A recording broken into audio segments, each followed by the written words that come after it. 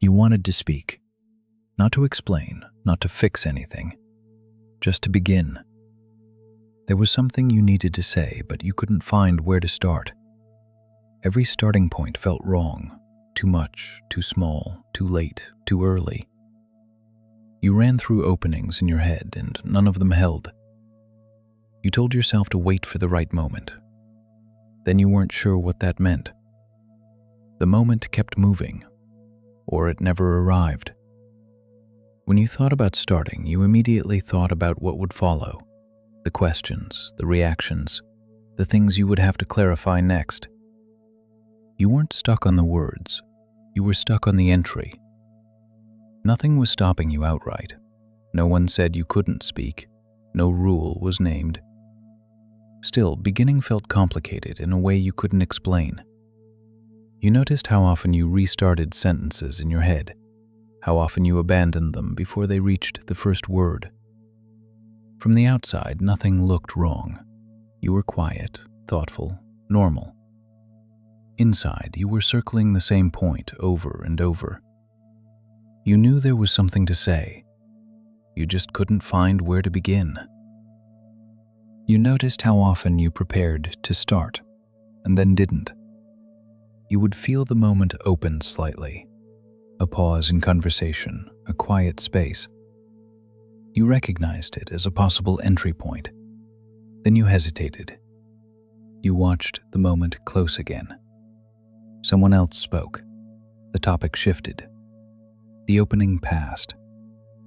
You noticed how often you told yourself, "Not now, not like this." You weren't avoiding the subject. You were waiting for a cleaner way in. When you imagined starting, you immediately imagined misunderstanding. You imagined having to backtrack. You imagined being asked what you meant before you had finished saying it. You noticed how quickly your mind jumped ahead, from the first sentence to the third explanation, from the opening to the aftermath. You weren't unsure about what you felt. You were unsure about how it would land, about how much would be heard, about how much would need repair. You noticed how often you tested the beginning silently. You would form a sentence and listen to it in your head. You would adjust it, then adjust it again. Sometimes you would discard it entirely. You noticed how starting felt heavier than continuing. Once something was already in motion, you could respond. But initiating felt different, riskier. You weren't being interrupted. You were interrupting yourself. And you started to see that the difficulty wasn't speaking, it was choosing a place to begin. The same thing kept happening. You would reach the edge of beginning and stop. Not because you changed your mind, because the starting point kept dissolving as you approached it. Each time you delayed, the situation changed slightly. What you wanted to say still mattered, but the context shifted. The beginning you had prepared no longer fit, so you looked for a new one. You noticed how often you waited for permission that was never given. Not explicit permission, a signal, a sense that this was the right moment. You noticed how beginnings were easier when someone else started first, when you were responding, not initiating, when the entry was already open. When you had to open it yourself, you froze.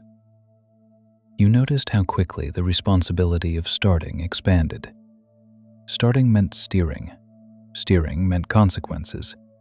Consequences meant more explaining later. You weren't afraid of speaking.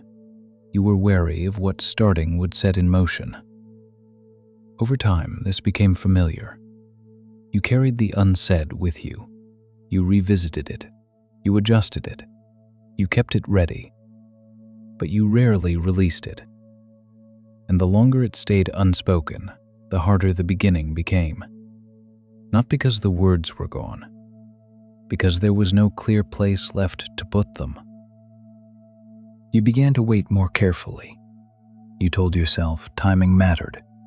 You told yourself you just needed the right opening. You stayed alert for it, even as conversations moved on.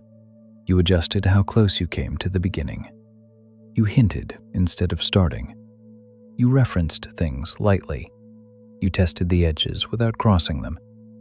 You noticed how often you framed thoughts as questions. Not because you were unsure, because questions felt safer than statements. They didn't require a clear entry point. You shortened what you wanted to say. You stripped it down. You tried to make it easier to receive. You hoped that if it was small enough, it might fit somewhere. You waited for others to lead. You followed their cues. You spoke when spoken to. You stayed responsive rather than initiating. You told yourself this was patience, that you were being thoughtful, that starting something important deserved care. You didn't think of it as holding back. You thought of it as waiting until it would land better. Over time, you noticed how much energy this took, how much attention went into watching for openings that never fully appeared. You became skilled at continuing conversations without ever beginning the one you needed to have. You stayed involved. You stayed present. You just stayed one step before the start. Carrying the unsaid began to weigh on you, not as pressure, as presence. You noticed how often your attention was split. Part of you stayed in the conversation. Another part stayed with what you hadn't said. You were always holding something back, even when nothing was wrong. You felt the effort of keeping it ready, the sentence you might need, the explanation that would follow, the possible reactions you were already managing in advance. You noticed how tiring it was to stay at the edge of beginning, to never cross it, to keep circling the same starting point without landing. You began to feel less clear with yourself, not because you didn't know what you thought, because it never moved from thought into the world. It stayed internal, unfinished.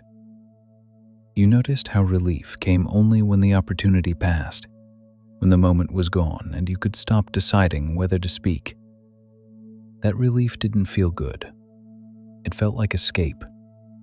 You started doubting the importance of what you wanted to say. If it mattered, wouldn't it have found a way out by now?